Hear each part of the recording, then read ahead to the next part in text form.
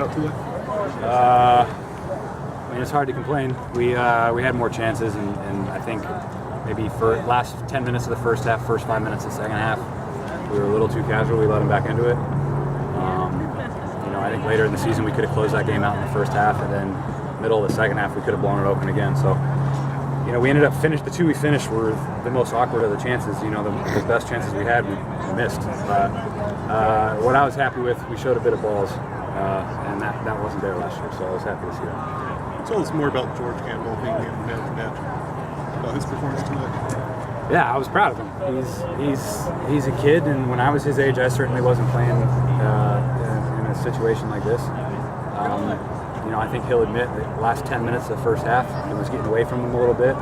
And I told him the thing I was most proud of was he went in the locker room, he got himself together, he came out and he finished the game, and he slowed himself down and he played well. And he deserved it, and he was confident. And that's the thing with young players, man. You're gonna lose it for a minute. It's the guys that can get it back and do their job that'll be pros. You mentioned talking about slowing things down, and you talked about keeping control of the game as opposed to last year. Was there something you noticed with the team as a whole this year that when Hartford started to crawl back into it, you guys slowed things down with possession and just brought control of the game back under? Yeah, I think having me and Jack, especially when we switched to four in the back, having me and Jack in the back just naturally will slow it down because I think we're both willing to put our foot on it and just literally stop it. But like I said before, I was proud of George. Guillermo came in and did all right. Flo did a job until he couldn't go.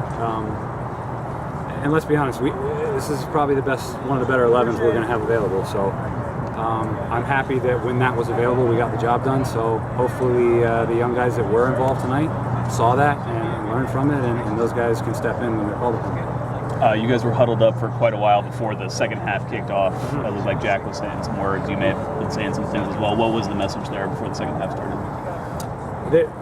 We had chances to end the game in the first half. We couldn't let them breathe. We gave them, like I said, we gave them second life at the end of the first half, and there was more just keep your foot on their throat. You know what I mean? I think when we got moving and we were confident on the ball, we broke them down and we created chances. So we just we didn't want guys to get frustrated and start forcing things, because the way we were playing, the chances were going to come, and as you saw, they continued to. We talked a couple days ago about kind of how important these results are. Yeah. How important is it for this game in particular to kind of get yourself off to a good start? If you saw my reaction at the whistle, I think that said it all. I'd scream and yell to beat my 8-month-old daughter. I think that's a precedent that needs to be set. I made that clear to you the other day, and that's something I'm not willing to relent on. I think that's my biggest goal here. So guys need to know this feeling don't take this feeling for granted. When you walk into a locker room after a win, that's special, and that's not always there. And like I said before, when it gets away from you, it's hard to get back. So when you earn it, you got to enjoy it. You kind of alluded to it earlier, but how do guys like you and Jack provide that veteran leadership to guys like George Bell, George Campbell, and Jackson up front? Like I said before, it's the tempo. I think just recognizing when to slow it down.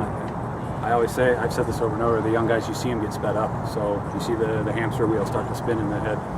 So there's times where we just have to recognize and slow the game down. And even if that means putting the ball out of play and letting everybody breathe, whatever it is. But I think controlling the tempo is the biggest thing. Anything else for Tyler? All right.